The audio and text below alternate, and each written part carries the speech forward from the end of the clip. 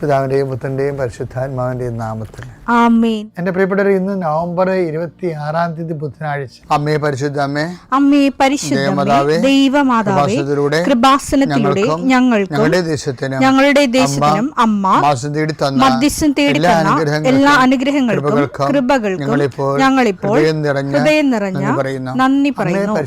അമ്മേ പരിശുദ്ധമ്മേ ദൈവമാതാവേ, 2004 ഡിസംബർ 7 ഉച്ചകഴിഞ്ഞ് 2:30 കൃപാസനത്തിൽ സംഭവിച്ച അമ്മയുടെ പ്രത്യക്ഷപ്പെടലിനെക്കുറിച്ച് തിരുസഭയ്ക്ക് സമർപ്പിച്ചിരിക്കുന്ന പഠനരേഖകളുടെ മേൽ സഭാത്മകമായ പഠനം ആരംഭിക്കുവാൻ ഞങ്ങൾ പ്രാർത്ഥിക്കുന്നു. അമ്മേ പരിശുദ്ധമേ, ഭൂസ്വർലോകങ്ങളുടെ രാജ്ഞിയായ അങ്ങേയ്ക്ക് ഭൗമസംരക്ഷണത്തിനായി പ്രപഞ്ചപ്രകൃതിയെ തന്നെ തിരുസഭ പ്രതിഷ്ഠിക്കുവാൻ ഈ പ്രത്യക്ഷീകരണം വഴി ഇടയാക്കണമേ. പരിശുദ്ധമേ, ജപമാല മാതാവേ, സകല പ്രാർത്ഥനയോടും ചേർത്ത് ഞങ്ങളിപ്പോൾ പ്രാർത്ഥിക്കുന്ന ഈ കുടുംബത്തിന്റെ പ്രത്യേക നിയോഗം പറ മക്കളെ.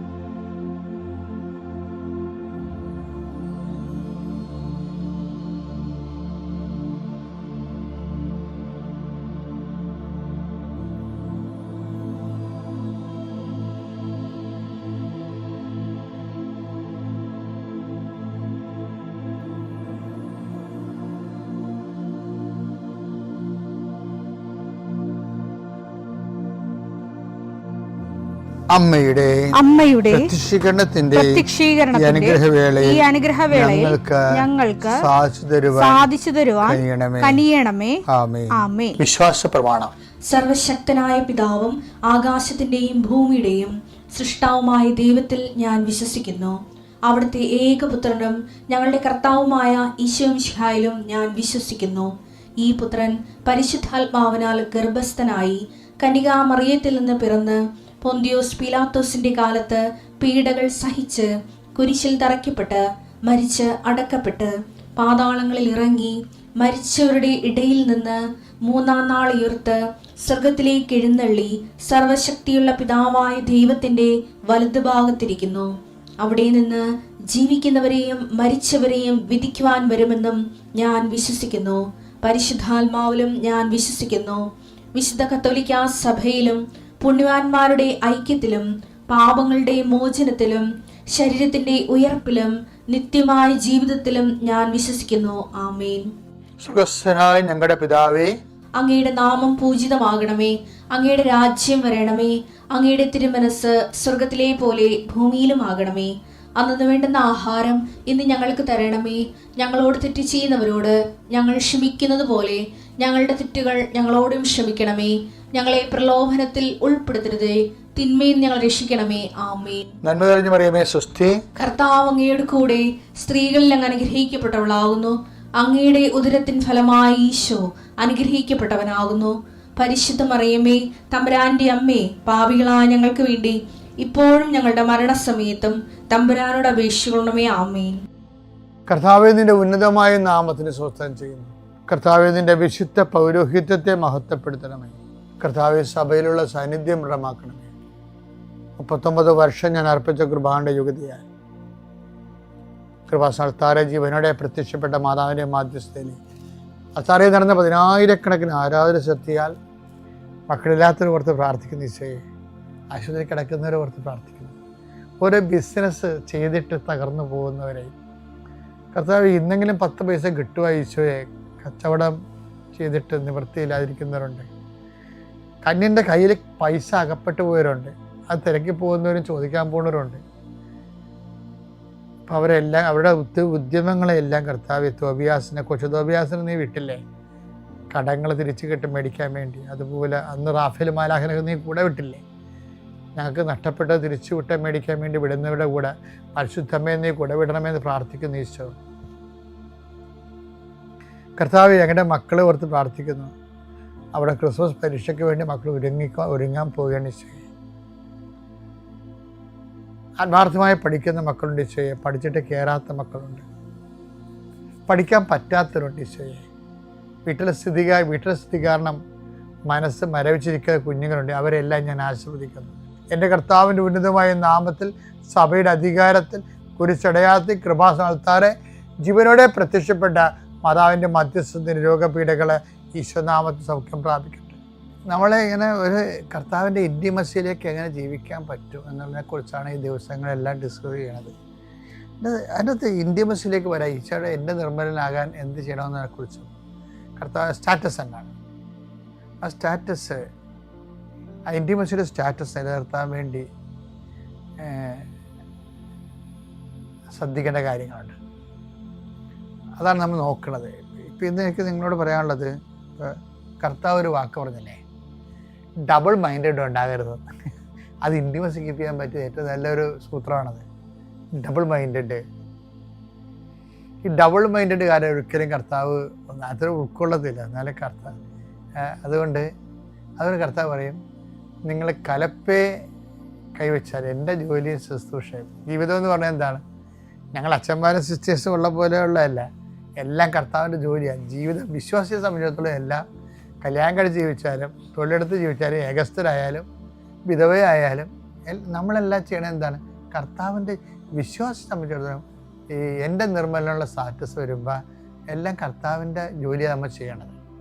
ഈ കർത്താവിൻ്റെ ജോലി അത് കർത്താവിൻ്റെ നാമത്തിൽ ചെയ്യുമ്പോഴാണ് കർത്താവിൻ്റെ ജോലിയാണ്.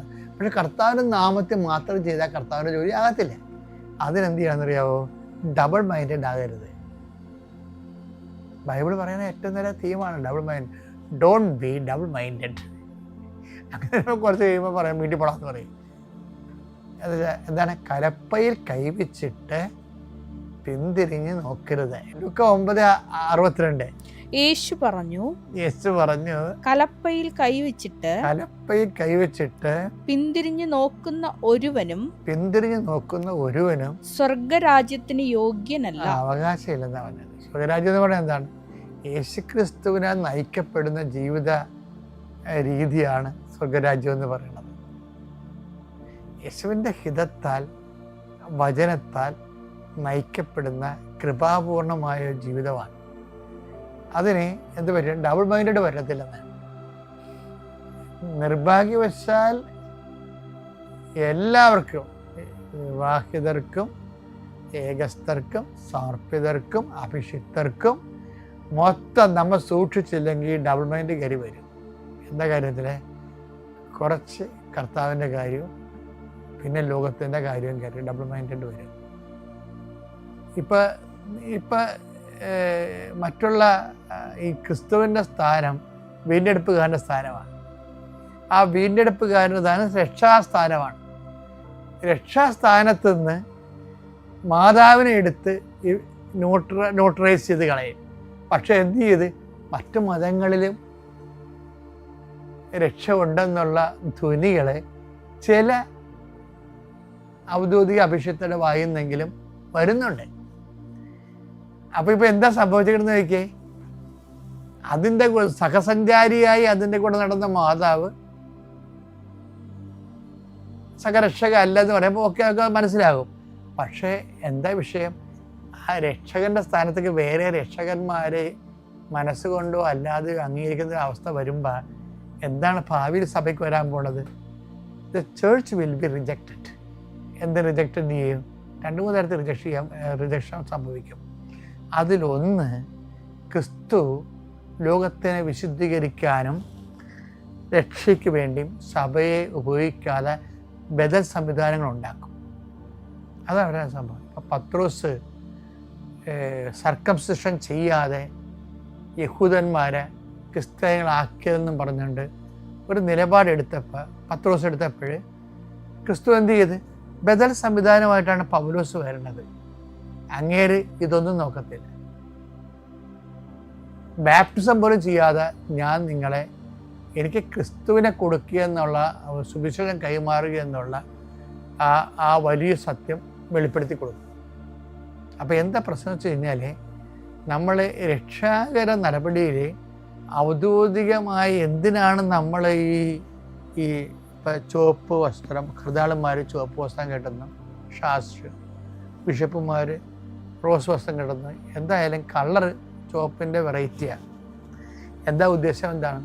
ആദിമസഭയിൽ ഒരാൾ ബിഷപ്പായി കഴിഞ്ഞാൽ, ക്രിസ്തുവിനെ പ്രഘോഷിച്ചു കഴിഞ്ഞാൽ, അയാൾ എപ്പോഴായാലും ഒരു 2 മാസമോ 6 മാസമോ മുമ്പ് 6 കൊല്ലത്തിനുള്ളിൽ മരിക്കും. അപ്പം മരിക്കാൻ തയ്യാറാണ്, വിശ്വാസത്തിന് വേണ്ടിയും ക്രിസ്തുവിന് വേണ്ടിയും മരിക്കാൻ തയ്യാറാണ് എന്ന് പറഞ്ഞുകൊണ്ടാണ് അരക്കി ചുവപ്പ് കെട്ടണത്. അന്ന് അതിൻ്റെ ട്രഡീഷൻ അതാണ്. അപ്പം ചുവപ്പ് കെട്ടിയിട്ടുണ്ടെന്ന് തന്നെ മറ്റ് മതങ്ങളിലും രക്ഷ ഉണ്ടെന്ന് പറഞ്ഞു കഴിഞ്ഞാൽ, അല്ലെങ്കിൽ അതുപോലെയുള്ള അംബിഗസ് ആയിട്ടുള്ള, ഇവർ കറക്റ്റായിട്ട് അങ്ങനെ പറയത്തില്ലെങ്കിൽ അംബിഗസ് ആയിട്ട് പറയും. എന്തായാലും മറ്റുള്ളവർ കൂടി ചേർത്ത് നിർത്താൻ വേണ്ടി നമ്മൾ സുവിശേഷ പാരമ്പര്യത്തിലും വചനത്തിലും വെള്ളം ചേർത്ത് നിർത്താൻ പറ്റത്തില്ല. അപ്പം അങ്ങനെ വരുമ്പോൾ എന്ന് വെച്ച് കഴിഞ്ഞാൽ അങ്ങനെയുള്ള സംവിധാനങ്ങൾ വരുന്ന ഒരു വിഷയം, ഇത് അക്കാഡമിക് പ്രോജക്റ്റായിട്ട് ഉയർന്നു വന്നതാണ്, ആ എവാഞ്ചലൈസേഷൻ നിന്ന് വന്നതല്ലത്.